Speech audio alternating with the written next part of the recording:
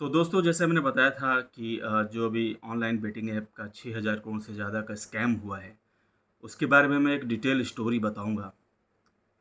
तो स्टोरी ऐसा है दोस्तों कि अभी हाल-फिलहाल में ईडी ने रणवीर कपूर को समन भेजा था। तो आखिर रणवीर कपूर को उन्होंने समन क्यों भेजा? क्योंकि उन पे आरोप है कि उन्होंने महादेव ऐप नाम के एक बेटिंग ऐप को प्रमोट किया था। और हाँ, सिर्फ रणवीर ही नहीं, बल्कि श्रद्धा कपूर, हिना खान, हुमा कुरैशी और कपिल शर्मा को भी इस केस में फँसाया गया है। लेकिन क्या ये पूरा मामला सिर्फ़ एक बेटिंग ऐप को लेकर है या उसको प्रमोट करने को लेकर है? या ये मामला किसी और नेटवर्क से भी जुड़ा हुआ है? जी हाँ, ये मामला हवाला से भी जुड़ा हुआ है। भई आरोप तो ये भी है कि इन अ, सेलिब्रिटीज़ को जो पेमेंट हुआ था, वो भी हवाला नेटवर्क से ही हुआ था। हुँ, आप समझे आप?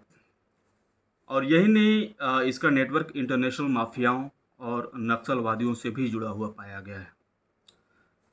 एनडीटीवी वेबसाइट से भी ये जानकारी मिली कि महादेव बेटिंग ऐप हर दिन का 200 करोड़ रुपया कमा रहा था और इसके पीछे जिस शख्स का दिमाग है, वो है सौरभ चंद्राकर बल्कि और रवि उप्पल। और क्या आपको ये मालूम है कि अपना सारा खेल अपना बेटिंग का जो खेल है, ये कहाँ से संचालित करते हैं? तो ये सारा खेल दुबई से ही ऑपरेट होता है, संचालित होता है। और ये लोग ऑनलाइन किस बेटिंग ऐप से हाल-फिलहाल की जानकारी के अनुसार तकरीबन 6000 करोड़ से ज़्यादा का घोटाला कर चुके हैं या उतनी धनराशि ये लोग कमा चुके हैं। आप इनकी अमीरी का अंदाज़ा इस बात से लगा सकते हैं कि फरवरी 2023 में जब सौरभ चंद्रकार की शादी हुई थी, तो उस शादी पे तकरीबन 200 करोड़ से ज़्यादा का खर्च आया था या खर्च किया गया था। और इसकी शादी में कई फ़ेमस सेलिब्रिटीज़ को भी इनवाइट किया गया था। चलिए अब आपको बताते हैं कि ये सारा खेल शुरू कहाँ से हुआ था। तो ये कहानी शुरू होती है 2013 से, जब सौरभ चंद्रकार और रवि उप्पल छत्तीसगढ़ की भिलाई में रहा करते थे। सौरभ वहाँ एक जूस की दुकान चलाया करता था और रवि उप्पल का टायर का बिज़नेस था। लेकिन शायद उन्हें अपने बिज़नेस से उतना फ़ायदा नहीं होता था, तो उन्होंने बेटिंग का शौक अपना लिया और वे अपने सारे पैसे को सट्टे में लगाना शुरू कर देते हैं। शुरू में तो सौरभ ने कुछ पैसे बनाए, लेकिन बाद में वो करीब 15 लाख के आसपास इस सट्टे में हार जाता है, या अपने पैसे गँवा देता है। और रवि उपल के साथ भी कुछ ऐसा ही हुआ था। वो भी तकरीबन उतने ही की ही धनराशि उस सट्टे में हार जाता है। इस भारी भरकम लॉस के बाद वो दोनों आपस में मिलते हैं और सोचते हैं कि अब क्या किया जाए। और इसके बाद वो इस नतीजे पे पहुँचते हैं कि सट्टे की दुनिया में खेलने वाला नहीं, बल्कि खिलाने वाला ही भारी भरकम की रकम की कमाई करता है। इसलिए वो अपना दोनों दोनों अपना बिज़नेस बंद करते हैं और बुकी बनने निकल पड़ते हैं। लेकिन यहाँ प्रॉब्लम ये था कि भारत में बेटिंग जो है इलीगल माना जाता है और ये बेटिंग इलीगल होने के कारण उनका ये खेल कभी भी बंद हो सकता था। तो सौरभ और रवि इसका भी एक तोड़ निकाल लेते हैं और पहुँच जाते हैं दुबई। जी हाँ, दुबई। जहाँ वो तो बेटिंग जहाँ दुबई में ना तो बेटिंग पे कोई बैन है और वो वहाँ से ग्लोबली भी इस बिज़नेस को ऑपरेट कर सकते थे। फिर ये दोनों अपना शातिर दिमाग दौड़ाते हैं और साल 2016-17 में अपने महादेव ऐप को लॉन्च कर देते हैं। पहली बार इस ऐप का नाम सुनकर लगता है कि ये कोई धार्मिक ऐप है, बल्कि सच्चाई बिल्कुल इससे उलट है। ये एक बेटिंग प्लेटफ़ॉर्म है जिस पर लोग मात्र ₹500 लगाकर इस बेटिंग ऐप को शुरू कर सकते हैं। और इस ऐप पर लोग अलग-अलग गैम्बलिंग गेम खेल सकते हैं, जैसे क्रिकेट, फुटबॉल और भी अलग तरह के स्पोर्ट्स पे बेटिंग कर सकते थे। प्राप्त जानकारी के अनुसार महादेव बुक ऐप पर भारत सहित दुनिया के बड़े-बड़े देशों के इलेक्शन रिजल्ट्स की भी बेटिंग की जाती थी। अब यूँ तो ये दोनों ज़्यादा पढ़े-लिखे नहीं थे, फिर भी इनका दिमाग चाचा चौधरी की तरह कंप्यूटर से भी तेज़ चलता था। इन्होंने अपने ऐप की एल्गोरिदम ऐसे सेट की हुई थी कि जब भी कोई नया यूज़र 500 रुपये लगाकर बेटिंग शुरू करता था, तो शुरुआत में तो उसे 1000-2000 का प्रॉफिट ही होता था। इससे लोगों का लालच बहुत ज़्यादा बढ़ जाता था और वो 500 रुपये से उठकर बड़े अमाउंट का सट्टा खेलना चालू कर देते थे। और बस फिर क्या, यही तो मौका था जहाँ पर यूज़र अपना सारा पैसा हार जाते थे और ये पैसा दुबई में बैठे सौरभ चंद्राकर और रवि उपल के जेब में चला जाता था। और इस तरह इन दोनों ने अपने इस ऐप्स के ज़रिए लाखों यूज़र को जोड़ा और 1000 करोड़ से भी ज़्यादा की रकम उस समय तक कमा लिया था। आगे सुनिए क्या होता है।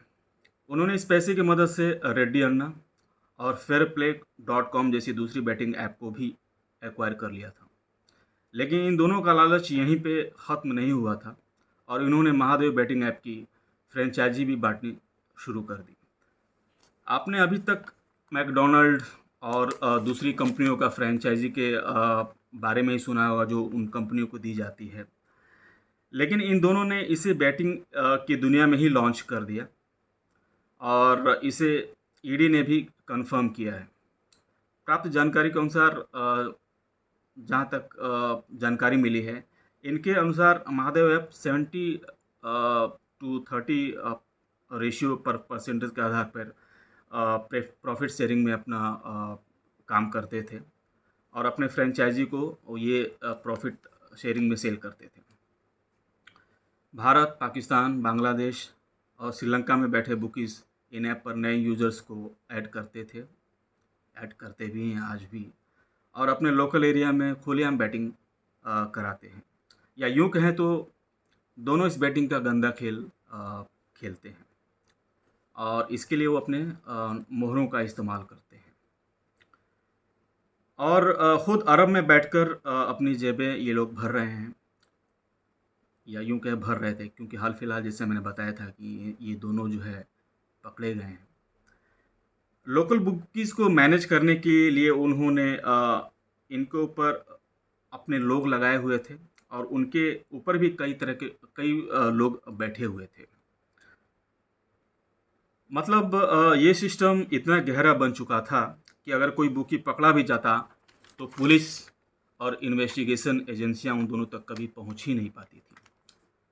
अब ये सुनकर आप सोच रहे होंगे कि इनके पास ये हज़ारों करोड़ों की पेमेंट पहुंचती कैसे थी।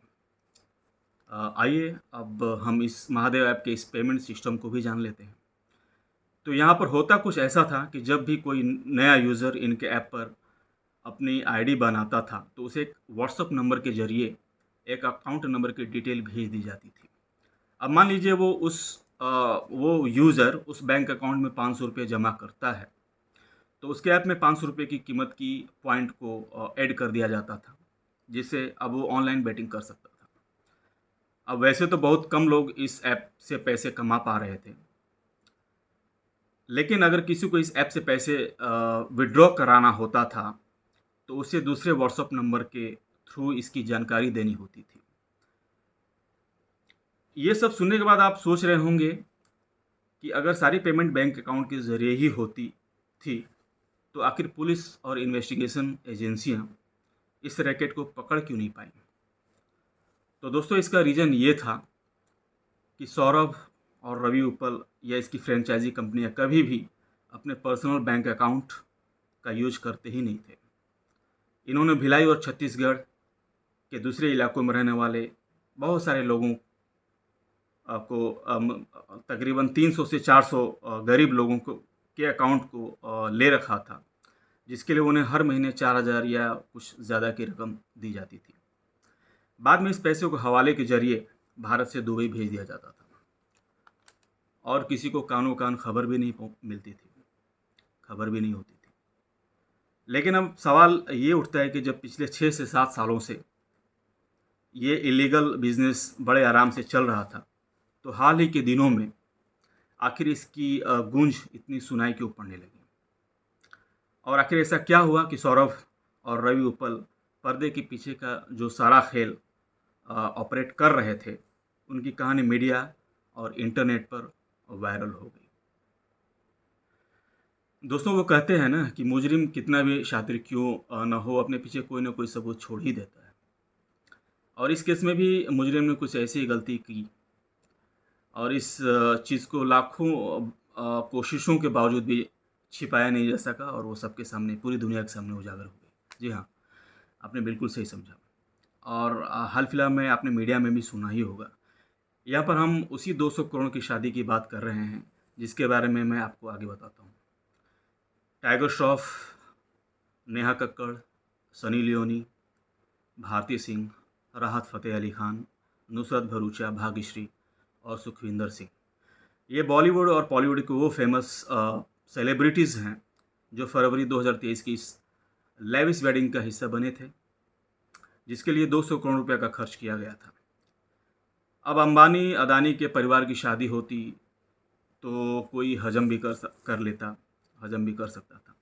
लेकिन एक जूस बेचने वाला जो समाज की नज़रों में एक नौकरी की तलाश में दुबई गया हुआ था, उसके पास इतने सारे पैसे कहाँ से आए? ये क्वेश्चन मार्क है। आपको बता दूं कि सौरभ चंद्रकार ने यूएई के छठे सबसे बड़े शहर रस अल खाइमा में शादी की थी।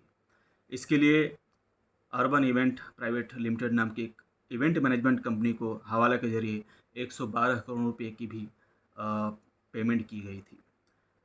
अ, साथ ही शादी के लिए जो भी होटल बुक किया गया था, उस पे भी खर्च तकरीबन 42 करोड़ के आसपास आया था। वेडिंग प्लानर्स, डेकोरेटर्स और डांसर्स को मुंबई से बुलाया गया, जिनके रहने, खाने और टेबल्स का सारा खर्च भी सौरभ चंद्रकार ने ही उठाया था। सौरभ ने नागपुर में रहने वाले अपनी फैमिली मेम्बर्स को दुबई लाने के लिए प्राइवेट जेट भेजे थे, जिनका खर्चा आप खुद अनुमान लगा सकते हैं कि कितना आया होगा। इनमें से हर एक इंसान का पेमेंट हवाले के जरिए ही किया गया था और यही वो कारण था जिसने ईडी का ध्यान अपनी ओर खींचा। ईडी के इन्वेस्टिगेशन के अनुसार सौरभ चंद्रकार और उसके साथी रवि उपल ने महादेव बेटिंग ऐप के जरिए सट्टेबाजी कमाकर हजारों करोड़ों की कमाई की है और अब तक ताज़ा प्राप्त जानकारी के अनुसार उन्होंने 6,000 करोड़ की कमाई की है या घोटाला अभी तक कर लिया है या मनी लॉन्ड्रिंग के सबूत ईडी को मिले हैं। कहने का मतलब ये है कि 6,000 करोड़ तो वो रकम है जिसके बारे में अभी तक मालूम चला है। सौरभ चंद्रकार और रवि उपल ने अपने ऐप को ज़्यादा से ज़्यादा लोगों तक प्रमोट करने के लिए स्टेट, डिस्ट्रिक्ट और यहाँ तक कि विलेज लेवल पर भी डिस्ट्रीब्यूशन चैनल बनाई थी। ये चेन न सिर्फ महादेव बेटिंग ऐप का प्रमोशन करती थी, बल्कि इससे होने वाली कमाई को कलेक्ट करके कैश में बदलने से लेकर आगे भेजना भी इन्हीं का काम था। महादेव बेटिंग ऐप के प्रमोटर्स अच्छे से जानते थे कि इतने बड़े नेटवर्क्स को बिना पॉलिटिकल पाना संभव ही नहीं है। इसलिए उन्होंने कई लोकल लेवल्स के पॉलिटिशियंस को भी रिश्वत देकर अपने पाले में ले लिया था। अभी हाल ही में ईडी ने छत्तीसगढ़ के मुख्यमंत्री भूपेश बघेल के राजनीतिक सलाहकार विनोद वर्मा के निवास पर छापेमारी भी करवाई थी, जिसकी कंप्लीट रिपोर्ट इसमें ही है। इसके बारे में पूरी जानकारी नहीं मिली है। हालांकि ईडी का इस कार्रवाई से क्या हासिल हुआ है, इसके बारे में कोई भी जानकारी अभी तक पब्लिक। साथ ही 23 अगस्त 2023 को छत्तीसगढ़ पुलिस के assistant sub inspector Chandrabhushan Verma, associate commissioner Abhishek Chandrakar, supervisor Anil Damani को भी ईडी के रिमांड में लिया गया है। इन सभी पर आरोप है